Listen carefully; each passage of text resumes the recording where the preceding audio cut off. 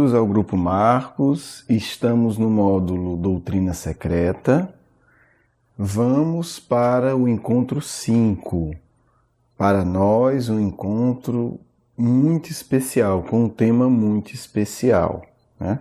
Até por conta disso, e aí eu já peço desculpa, peço a compreensão, a gente adiou o lançamento, né, desse encontro, porque o tema exigiu uma reflexão maior e exigiu uma elaboração nossa de forma mais profunda.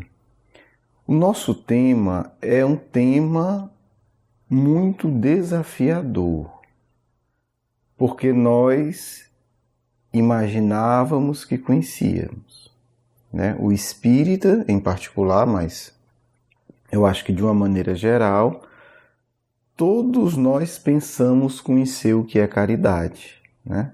E a coisa ficou, a ilusão criou uma superficialidade tão grande que até para algumas pessoas caridade soa como algo superficial, né? Algo banal, algo menor e até algo errado, né? Há quem confunda hoje, no século XXI, caridade com assistencialismo manipulador, né? Obviamente existe as duas coisas. E é um tema, e é um conceito, uma ideia que Kardec coloca no coração da doutrina espírita, né? Quando ele afirma: fora da caridade não há salvação, ele está ali cravando uma marca indissociável do espiritismo, né? Você pode ter no espiritismo estilos muito diferentes e legítimos, né? Você pode ter centros espíritas, grupos de estudo, pessoas que têm, por exemplo, um aprofundamento muito grande, sei lá, no magnetismo, e não tem um aprofundamento, um estudo muito grande, uma dedicação muito grande, por exemplo, a uma outra atividade, a um outro setor, ao trabalho de distribuição de agasalhos, e todos são legítimos. Mas você não poderá ter um trabalho espírita legítimo sem o conceito da caridade, né? Sem esse conceito. Você pode ter um trabalho espírita voltado de desobsessão, especializado em tratar vícios. E você pode ter um outro centro espírita que não tem isso. Quer dizer, são particularidades louváveis, mas você não poderá ter nada espírita que não esteja integrado ao conceito caridade. Então, é muito central, né? A gente precisa se questionar o que é que Kardec entende por caridade.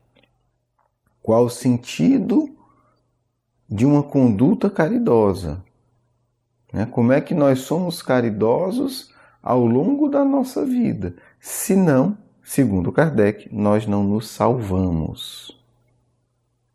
Então, é algo que não é fácil. É algo que não é fácil. Quando a gente pega algo que não conhece e lê, às vezes é mais fácil entender.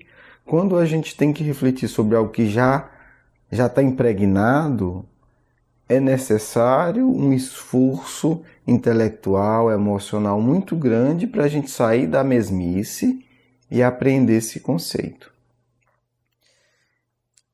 Bem, está dado aí a nossa explicação inicial. E o que é a caridade no seu sentido profundo?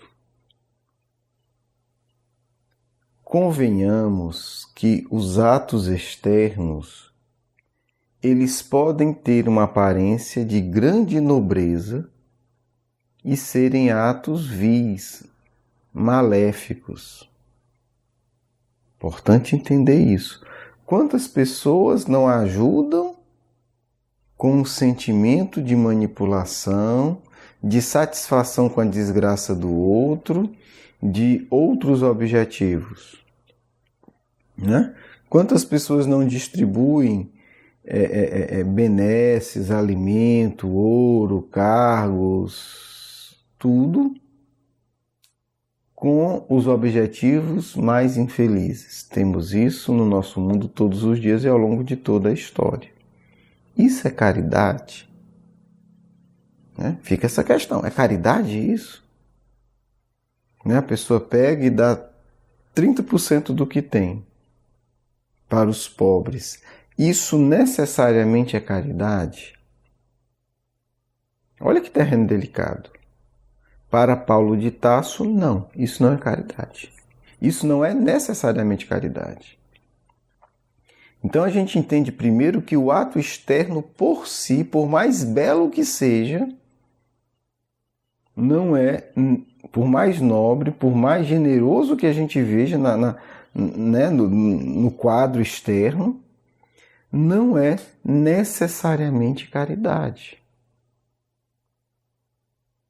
Então a gente começa a desconfiar que talvez o que a gente entenda por caridade, segundo o sentido profundo, que aí eu já vou adiantar, é o sentido de Jesus, é o sentido de Paulo de Tarso e é o sentido de Kardec.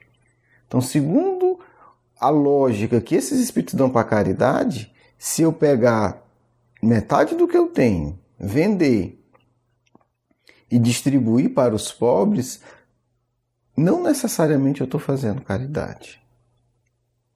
É muito interessante isso. E é muito chocante. Se você está entendendo o que eu estou dizendo, você está um pouco assustado. Você está um pouco surpreso.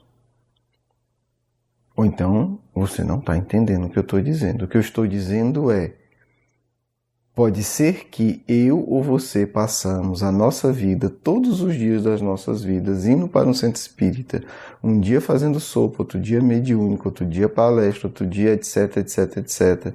Pode ser que a gente dê todo o nosso fim de semana a atividades espíritas e isso não seja considerado uma gota de caridade, uma grama de caridade. É isso que eu estou dizendo. Então é uma afirmação assustadora. Como assim? Paulo é tão radical. Eu comecei falando nesse exemplo mais simples, mas Paulo é pior. Paulo diz assim: meu amigo, se você pegar tudo que você tem, todo o tempo da sua vida, ou todos os seus bens, e der, e não tiver caridade, não significa nada. Ora, se o sujeito pode dar tudo o que tem, até o corpo, os bens, e não ter caridade, significa que esses atos podem ser feitos sem caridade. Óbvio. Uma lógica básica de interpretação da frase. Paulo é tão radical que ele vai dizer o seguinte, atualizando, se você pegar o seu corpo e dizer assim: eu vou fazer o bem, eu vou fazer a doação agora, fulano está precisando, então pronto, eu vou morrer, vou para um hospital, me dá uma injeção, eu morro, e aí você vai tirar os meus olhos, os meus rins, tudo que presta para doar. Ainda assim pode ser que você não esteja fazendo caridade. Paulo é tão radical que diz: meu filho, se você der o seu corpo para ser queimado e não tiver caridade, não serve de nada. Estou ainda em Paulo, não cheguei em Kardec. Então é assustador. Porque a gente acha que um trabalho de 2 horas, pronto, já fiz a caridade. Como quem diz assim: me dá meu atestado aí para quando eu desencarnar eu apresentar lá no plano espiritual. É outra compreensão. Desculpa a brincadeira, mas segundo Paulo, se você der todos os seus bônus hora para alguém e não tiver caridade, se você tiver 30 bilhões de bônus hora e não tiver caridade, não vale nada, segundo Paulo de Tarso. Então é algo que assusta, Vamos mergulhar. Como é que é isso? Que conceito é esse de Kardec? Que conceito é esse de Paulo de Tarso do que é caridade? Então, o nosso primeiro choque é esse. O que eu ouço, o que eu entendia como caridade não tem nada a ver com o que Kardec, com o que Paulo e que Jesus entendem como caridade. É tão assustador que há uma cena, um quadro que Jesus descreve que não deixa dúvida. Ele diz que no dia do julgamento final vão chegar para ele e vão dizer: mas Senhor, você viveu com a gente, nós curamos em teu nome, nós fizemos várias coisas em teu nome, e etc. E Jesus vai dizer: eu não tenho nada a ver com vocês. Eles fizeram, mas não tiveram caridade. Porque Jesus vai dizer: vocês que falam em meu nome, que pregam em meu nome, se não tiver caridade, você não tem nada a ver comigo. Então, obviamente, entendendo isso, é que Paulo de Tarso escreve a famosa primeira epístola aos Coríntios, né, que foi musicada pelo Renato Russo. É algo que Paulo coloca em duas dimensões extraordinárias. A primeira é: sem caridade nada tem valor. Olha que assustador. É o que ele está dizendo. Conhecimento, profecia, mediunidade, conversar com anjos, saber todos os idiomas da terra e do céu, todos os dons mediúnicos, tudo aquilo que tem real valor, que a gente atribui real valor e que tem, sem caridade não tem valor.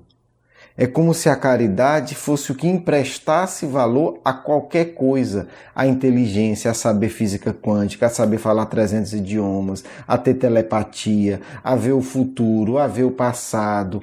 Tudo isso só vai adquirir vida, valor, se tiver caridade. E Paulo está dizendo é isso. E aí ele vai dizer o que a gente entende por caridade que não é. Dar os bens aos pobres, dar o corpo a ser queimado, etc. Isso não é caridade, necessariamente. E aí fica a questão assustadora. Assustadora. O que é, então, caridade? Porque eu não posso me dar o luxo de não saber isso. Porque Kardec fala que sem isso eu não me salvo. Eu posso me dar o luxo de não saber o que é me desdobrar conscientemente. Posso. E isso não vai abalar meu futuro espiritual. Eu posso me dar o luxo de não saber, mesmo sendo espírito, o que é sonambulismo. Ok, eu posso ter encarnação excelente sem estudar isso. Eu posso me dar o luxo sem aprofundar os meus conhecimentos numa profundidade extraordinária do que é a reencarnação. Ao longo dos séculos, dos milênios e tudo, eu posso conseguir ter uma excelente encarnação sem entender detalhadamente a dinâmica da migração espiritual. Quem é que veio realmente de Capela, quem veio de outro planeta, a migração dos chineses. É interessantíssimo, mas isso não é essencial. Eu posso ter um excepcional trabalho espírita sem ter a menor noção que, por exemplo, os povos, né, chineses e japoneses e asiáticos são de um grupo espiritual um pouco diferente dos arianos, provavelmente vieram de outros planetas. Quer dizer, eu posso passar a vida sem discutir esse assunto e ter um excelente trabalho espírita. Eu não posso ter uma vida superior, eu não posso ter um excelente trabalho espírita, eu não posso ter uma excelente reencarnação, estou falando sempre do ponto de vista espírita, se eu não entender, se eu não intuir pelo menos o que é caridade, porque nós acreditamos nisso. Fora da caridade não há salvação. Aí é que está a questão. Vamos entender. Então, esse tema foi uma busca muito séria. Porque é o conceito para o espírita. É o conceito. Então, o que é a tal da caridade? Preciso pensar o que é isso. Kardec, não precisa, né, assim, Kardec se dá conta que a caridade é a base de todos os dons espirituais. Todos os dons espirituais. Isso é muito profundo. E as pessoas às vezes não entendem quando veem isso na prática. O Chico, quando tinha suas dificuldades mediúnicas, o que é que o Emmanuel dizia? Chico, vai ajudar o povo. Levanta daí, vai lá na vila tal que tem um bocado de gente precisando de ti. Precisando de ti não, né? O Emmanuel nunca falaria uma besteira dessa, desculpa. Precisando de um apoio fraterno. E você pode se candidatar a fazer. Né? Você pode se candidatar a fazer. E isso ampliou a percepção mediúnica do Chico Xavier. Kardec descobriu isso antes, óbvio. Estão falando de alguém que é muito grande, com um amigo dele. Com o Sansão, né? O Sansão como queira. Porque o Sansão era um sujeito extraordinário. Ajudou muito Kardec. Conviveu com ele. Problemas familiares, problemas pessoais imensos. Adoeceu seriamente. E para melhorar ficou cego. Pouco a pouco ficando cego. E aí ele já não podia mais frequentar a sociedade parisiense, ele escreve para Kardec, candidatando-se e pedindo uma autópsia. Você sabe que a autópsia, o sujeito morre, aí o pessoal vai e abre o corpo para ver. Ok. E ele pede para Kardec uma autópsia. Um exame. Um exame pós-morte. Um exame espiritual. Piora a doença, já não pode ir, escreve de novo. Kardec, eu penso que vai ser útil para mim e para os estudos espíritas. Logo que eu desencarnar, me chame e veja como é que eu estou. Você me conhece. Vai ser fácil você identificar detalhes. Você conhece toda a minha história. Aí você diz, assim, me permita a brincadeira, um pedido de doido e uma resposta de doido e meio, Porque aí Kardec evoca o sujeito do lado do caixão dele, não espera nem enterrar, O morto ainda estava quente, como se diz. E é extraordinário, Uma experiência que não dá para comentar toda a dimensão. Imagina você conversando com um amigo seu do lado do corpo dele. Imagina essa situação. E aí, Kardec tem um primeiro contato, conversa, gente, tá relatado na codificação, tá relatado no Céu e Inferno, não vou entrar em detalhe, mas assim, é extraordinário, porque Kardec vê que a situação dele é maravilhosa, ele é o primeiro que diz, minha situação é bem feliz. Nada sinto das minhas antigas dores. Estou renovado, como vocês falam. E aí Kardec faz outras questões, e aí Kardec pergunta, porque é o primeiro teste, Kardec é um investigador. O primeiro teste é, você tem certeza que desencarnou? Porque é o mais comum a gente desencarnar e nem saber que desencarnou. E a resposta dele é extraordinária. Certamente, meu amigo, não faço mais parte do vosso mundo, mas estarei sempre perto de você para lhe proteger e sustentar, para pregar a caridade e a abnegação que foram os guias da minha vida. Lá na frente ele vai dizer, eu sou espírito, minha pátria é o espaço e meu futuro é Deus. Não vou entrar nos detalhes, está no texto, Só que depois ele vai comentar para Kardec, que a caridade dá para ele o que eles são. Kardec pergunta, como é que é a sua percepção? Ele vai dizer, meu amigo, o que eu posso dizer da minha percepção é que o espírito tem uma percepção, uma perspicácia divina que se estende a tudo. E aí ele vai dizer, nosso olhar tem a profundidade das estrelas. E aí, sempre é isso, Infelizmente, eu não posso traduzir minha percepção numa linguagem humana. Porque a minha percepção não tem outra palavra no vocábulo humano a não ser milagre. Nada me é oculto, que eu percebo. Como é que ele conseguiu essa percepção? Vivendo caridade. Por isso que o Emmanuel, que estudou isso daqui, obviamente, orientava o Chico Xavier, Chico, vai ajudar as pessoas, vai viver a caridade. Só que a caridade, como a gente já entendeu, não é só um ato externo. E aí agora a gente vai para a definição. O que é caridade? A partir de quem? Da minha cabecinha? Não. Graças a Deus essa loucura eu não tenho. Não ousaria dar uma definição minha para um conceito desse. Quem é que melhor explica isso? Aí é uma opinião, mas eu acho que, mesmo que discorde, você não vai discordar da essência do que eu vou dizer. Para mim, quem melhor explica isso chama-se Jesus de Nazaré.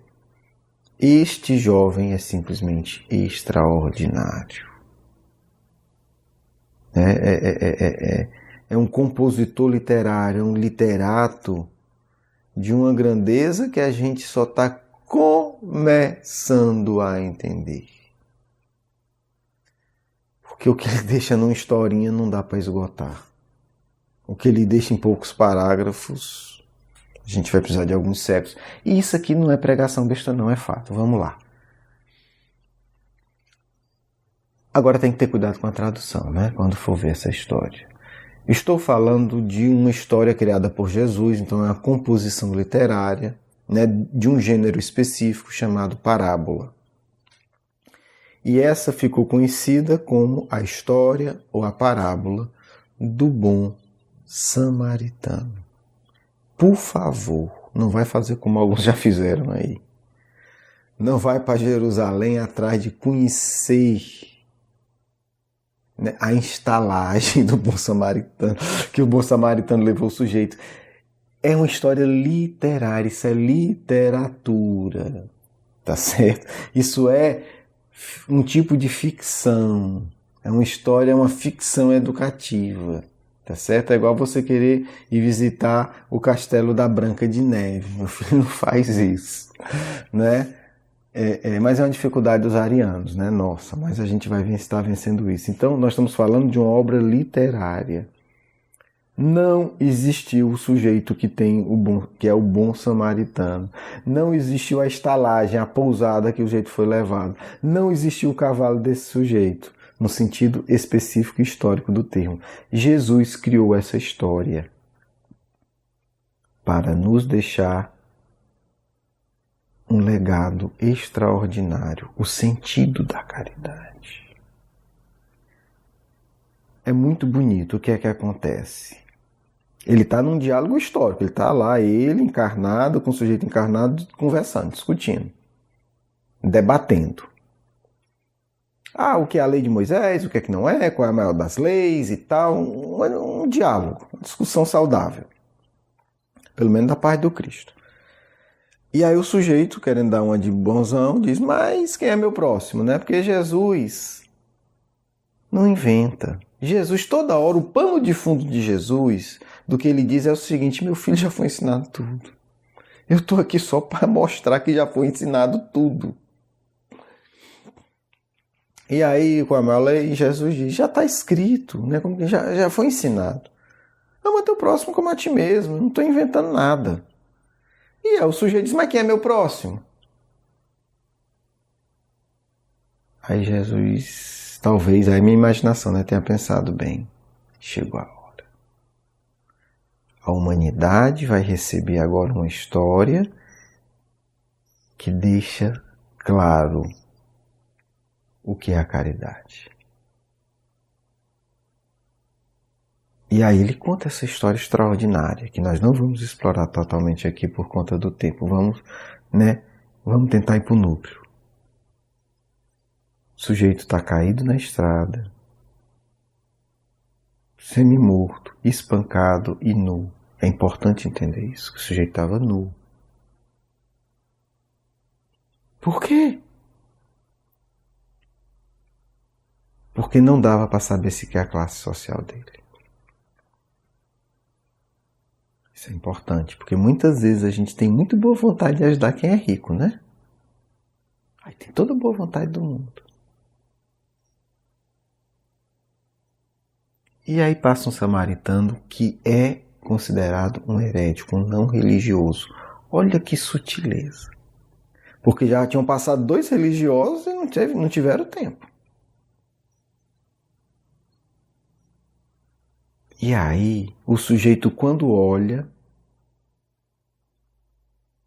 me permitam aqui usar uma tradução que nesse ponto é mais interessante, do Frederico Lourenço. Porque o Jesus usa esse termo várias vezes, não é uma vez, que a gente às vezes traduz como compaixão, mas a tradução mais exata é condoer-se visceralmente. Víscera é tripa. É o que tem dentro da gente, é as tripinhas que tem dentro da gente. Condoeu-se visceralmente, quer dizer, sentiu aquela dor no estômago, nas tripas, no intestino. Todo mundo já viveu isso. Se não vive, pode não lembrar. Todo mundo já teve essa coisa de você olhar uma cena e dói dentro, parece que dá um nó em todos os órgãos do corpo. Você diz, nossa senhora, que desgraça. É aquela coisa que parece que deu um nó dentro de você, que está tudo se contorcendo, condoído, dói as tripas todas. É isso que Jesus está dizendo. Jesus não era um abstrato, um viajante da maionese, não. Quando o samaritano olha, que não era religioso, dói tudo por dentro. Ele vê o estado de miséria e de desamparo daquele sujeito que estava ali.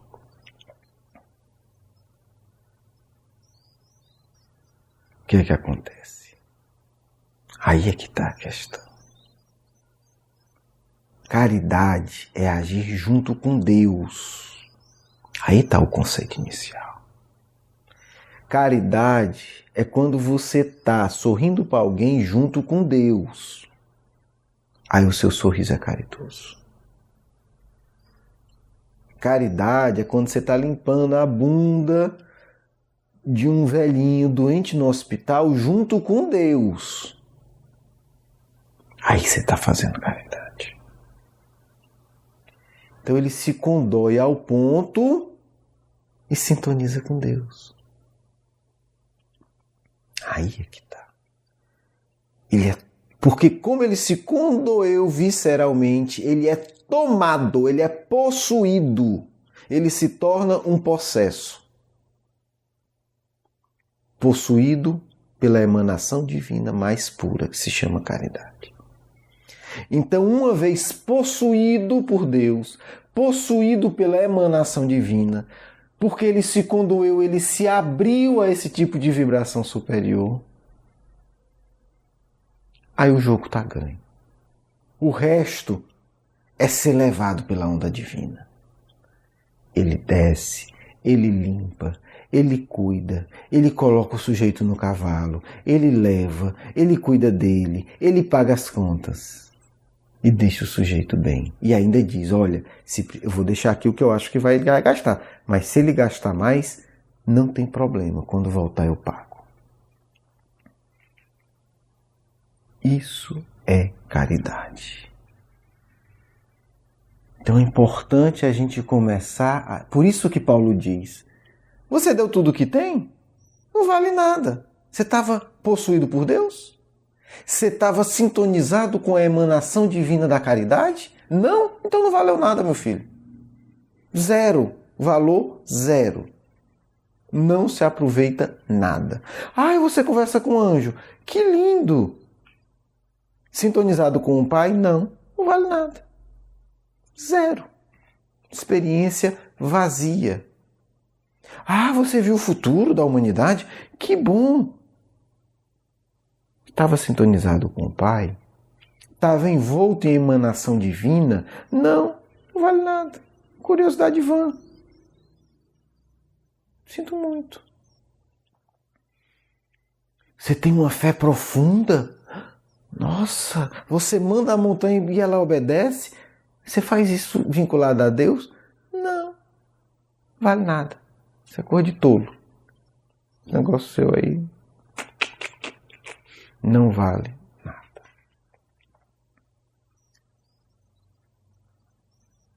O que é um falso profeta? É alguém que faz muita coisa. Grandes obras, aos olhos do mundo, sem caridade, sem substância. São os túmulos caiados que Jesus diz. Tudo bonito, a obra está linda, mas dentro está podre. Por quê? Porque não tem a substância que se chama caridade. Radical, com certeza. Abala qualquer um que esteja entendendo isso. Mas eu quero que você entenda que eu estou falando de Paulo de Tarso e eu estou contando uma história criada por Jesus de Nazaré. Obviamente eu consigo ver isso por causa de Kardec. Sem Kardec eu não veria. E aí a gente vai só pensar, porque a caridade é a mais pura expressão de Deus. Caridade é a mais pura emanação divina. E aí é muito interessante, porque assim, tem dois grandes espíritos, desculpe, da codificação, muito ligados ao movimento espírita brasileiro, diga-se de passagem, que se chama Santo Agostinho e São Vicente de Paulo. São dois gigantes. Eu não me atrevo a colocá-los na escala espírita, porque assim, eles estão muito acima de todo mundo. Basta dizer que Santo Agostinho é o guia espiritual de Bezerra de Menezes. Aí você imagina o que é isso, né? Um Bezerra eu já não entendo. Já não dá para entender assim a dimensão desse espírito. O que é isso? Aí você imagina o guia espiritual dele, aí assim perde a graça, né? Me desculpa, não dá para falar, dá para falar só que é grande. O outro, curiosamente, um espírito muito ligado a Bezerra de Menezes desde a época do Cristo, reencarnaram junto na época do Cristo. Se chama Eurípides Barçanufo, que também já não dá para entender a evolução. Já não dá. Aí você imagina São Vicente, que é o guia espiritual do Eurípides. Então, assim, são dois espíritos que quando você vê a vida dele encarnado, é assustador. É assustador. A obra de Santo Agostinho, não estudada por nós espíritos, isso é muito triste, é um marco da civilização ocidental. Ele antecipa em mais de 1500 anos o que hoje se chama de psicologia e psicanálise. Com a obra As Confissões, o autoexame, conhecer os impulsos perversos que nós temos. Ele fala do dele nessa obra. É assustador. O método mais interessante de interpretação do Evangelho, que hoje, há pouca década, está sendo revivido, é dele. O método figural. Depois a gente fala disso. Enfim, é um dos maiores pensadores da história da humanidade. Isso dito por acadêmicos. Não precisa ser religioso para reconhecer. Basta saber ler. E Vicente de Paulo, quem quiser ver a vida desse espírito, né, há um filme, preto e branco, mas que dá uma visão claríssima de quem é essa imensa luz, essa imensa coragem. Bem, vamos para a mensagem desses dois espíritos. Os dois vão falar de caridade. Olha que interessante. Porque aí eles quebram já. Se a gente tivesse lido isso aqui, já não precisava nem fazer esse programa e eu não tinha me chocado tanto com esse tema. Vamos lá. Ele vai dizer o seguinte, que a caridade é a virtude fundamental que deve sustentar todo o edifício das virtudes terrestres. Sem ela, as outras virtudes não existem. Porque, óbvio, se você não se abre para vincular com Deus, não existe nada sobre isso. Não existe nada sobre isso. E aí, num trecho da mensagem, ele vai dizer, olha o que é que ele vai dizer. Olha o que é que São Vicente vai dizer aqui. É uma afirmação que só um espírito do quilate dele pode fazer, senão é um tolo. Porque não conhece. Ele pode falar isso. Em todos os mundos. Ele não está falando da Terra, não está falando da nossa etapa evolutiva. Em todos os mundos, quer dizer, quando eu falo em todos os mundos, todos os graus evolutivos, desde os primitivos até os mundos celestes. A caridade é a âncora eterna da salvação. Agora, olha que detalhe, é a mais pura emanação do Criador. é a sua própria virtude que ele dá à criatura. Quando o bom samaritano se condói visceralmente do sujeito que está ali, espancado, ele recebe a emanação mais pura do Criador, que é a caridade. Olha que bonito. Vamos agora rapidamente, para Santo Agostinho. Vocês vão ver com calma, só quero registrar isso. E nos mundos superiores, nos mundos melhores, como é que acontece o equilíbrio da vida? Mensagem do Evangelho segundo o Espiritismo. Os espíritos mais puros aspiram às emanações do Criador, que são os aromas do amor e da caridade. E aí se cria uma sociedade superior. A base de criação do mundo de regeneração é a capacidade dos espíritos encarnados abrirem-se intimamente e aspirarem. O que ele fala é aspirar, é como se tivesse e depois ele usa o termo aroma. É respirar, é botar para dentro do nariz. Aspiram as emanações, como um aroma. E esse se expande. Quer colaborar para a construção do mundo de regeneração? Fácil. Aprenda a condoer-se visceralmente do sofrimento do outro. E aí você vai aspirar, vai botar para dentro de você as emanações mais puras de Deus. Aí você age com sabedoria. Um grande abraço, um grande beijo no coração. Vamos à nossa segunda parte. Possa o Cristo, que é a luz mais poderosa deste orbe, nos iluminar nesse instante, para que consigamos, com o apoio desse Mestre Superior, nos tornarmos capazes de expressar este conceito tão central, não apenas para o mundo, mas para todos os seres que ao longo dos milênios incontáveis querem aprender a agir em comunhão perfeita com o Criador do Universo. Podemos começar, minha amiga. Muito obrigada pela sua presença hoje. A nossa pergunta é: como no mundo atual podemos nos preparar para vivermos verdadeiramente a caridade?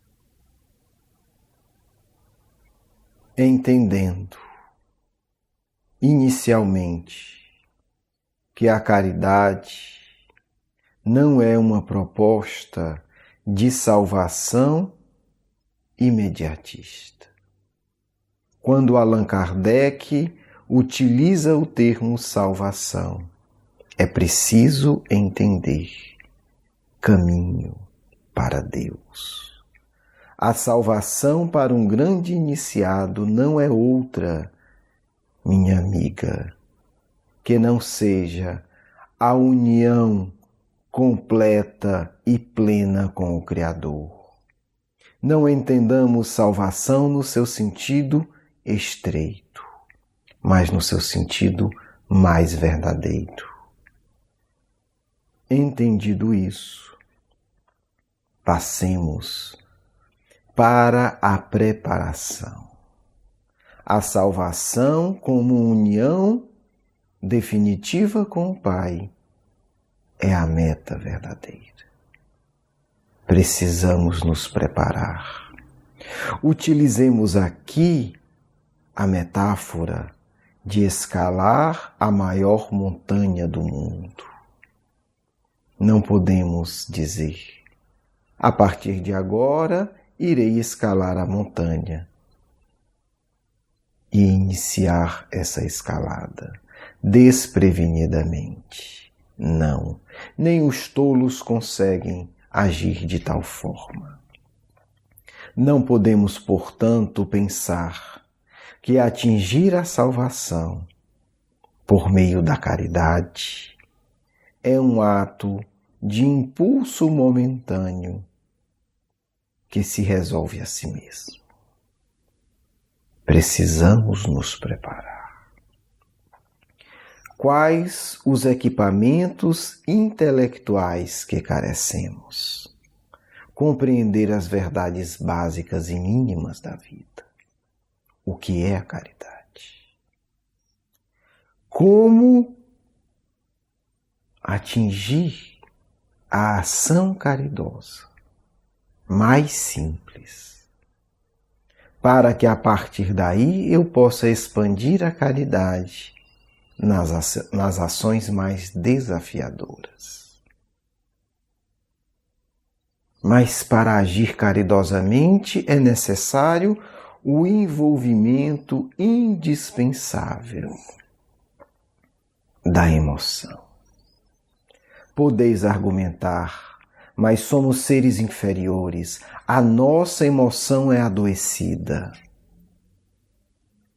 Concordo com este fato inegável.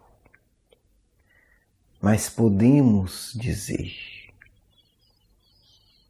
se fordes capazes de abrir os vossos sentimentos, minimamente que seja, para que a emanação divina penetre, sereis curado.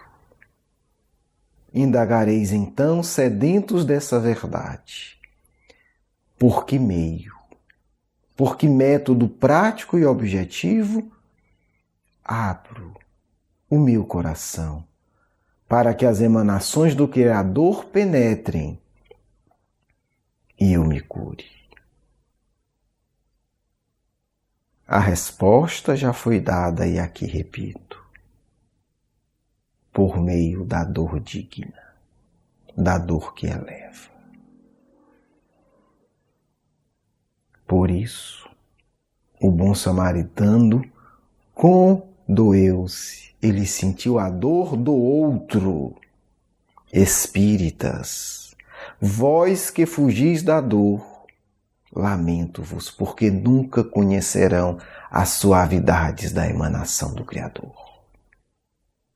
Não é possível que o espírita queira fazer um intercâmbio doentio, dedicando-se ao próximo para não sofrer. É a perversão profunda da parábola do Cristo.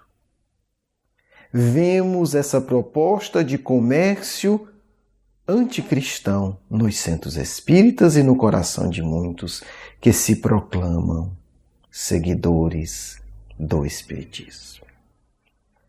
Não é possível.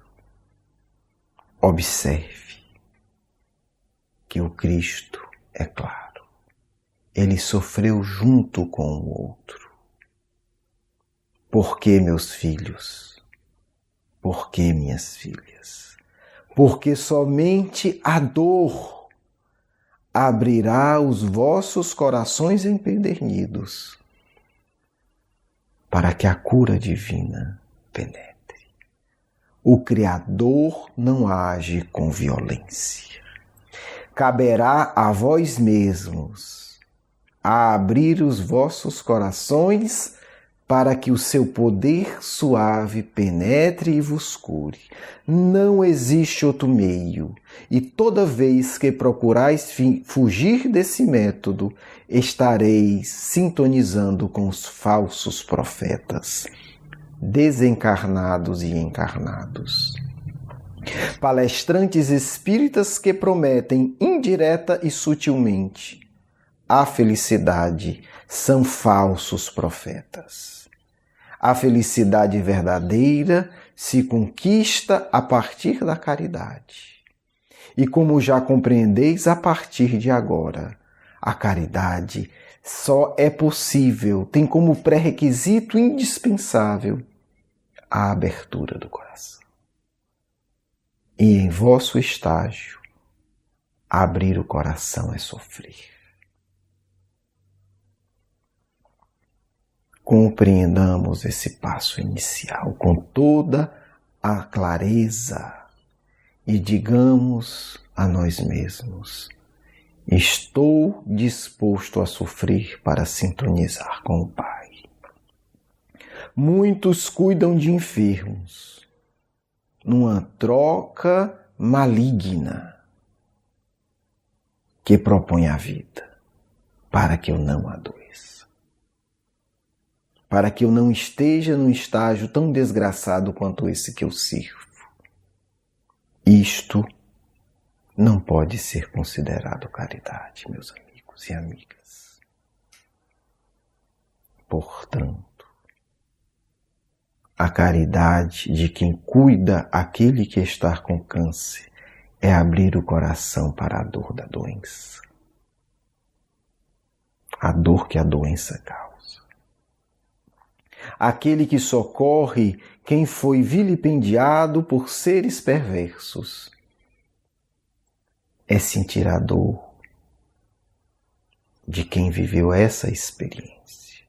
Somente a partir daí entendereis. Somente a partir daí estareis capacitados, porque estareis abrindo o vosso ser. Estareis sutilizando o vosso corpo espiritual para que ele assimile as emanações mais suaves da criação, que representam o próprio Criador, para todos nós.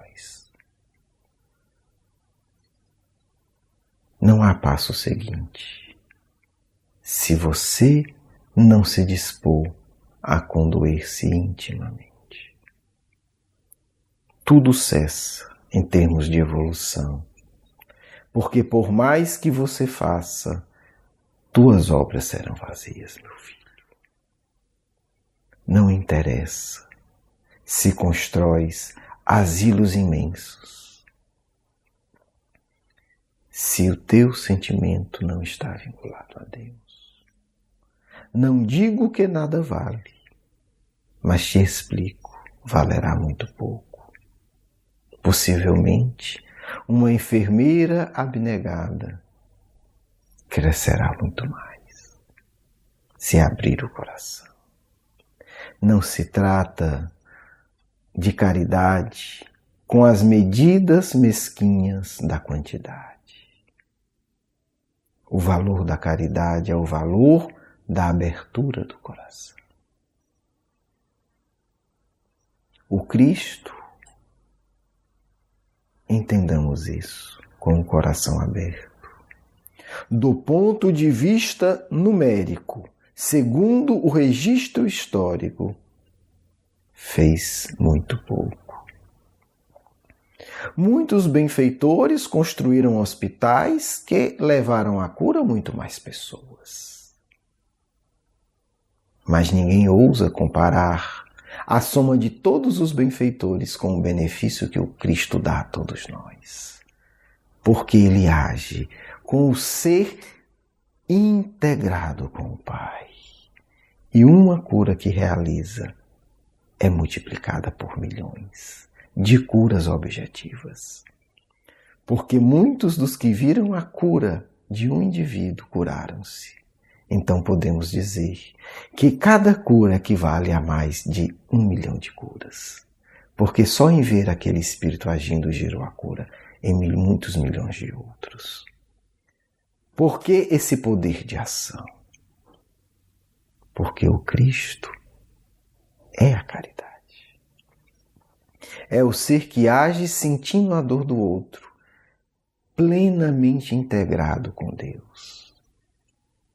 Por isso tantas vezes ele chorava, porque ele fazia questão de sentir a dor de todos aqueles que estavam ao seu redor. Por isso ele se alegrava, porque ele fazia questão de sentir a alegria de todos aqueles que estavam ao seu redor. Essa, portanto, é a essência que precisais no momento para viver a caridade. Para um dia poder desingressar nos mundos verdadeiramente superiores. Porque não existe felicidade em nenhum lugar do universo sem uma conexão profunda com Deus.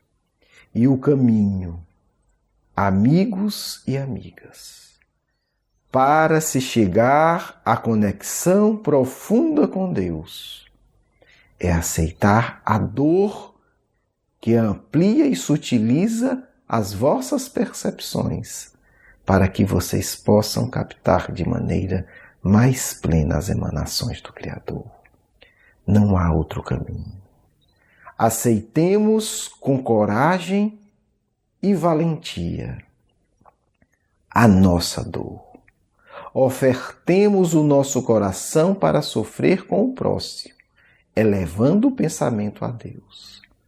E estaremos preparados para viver a caridade em uma sociedade que não coloca o Cristo como modelo e guia, que precisa verdadeiramente de exemplos simples e concretos de seres que vivem guiados pela luz desse mundo, que seguem o caminho, a verdade e a vida.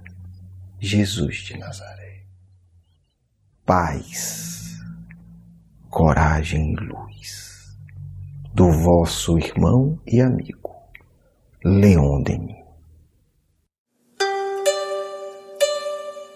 Quero agradecer o seu carinho, a sua atenção, e para conhecer mais do nosso curso Educação Espírita, um convite à juventude, do nosso programa Nova Geração e os nossos livros, por favor, visite o nosso blog grupomarcos.com.br. Você é muito bem-vindo. Um grande abraço.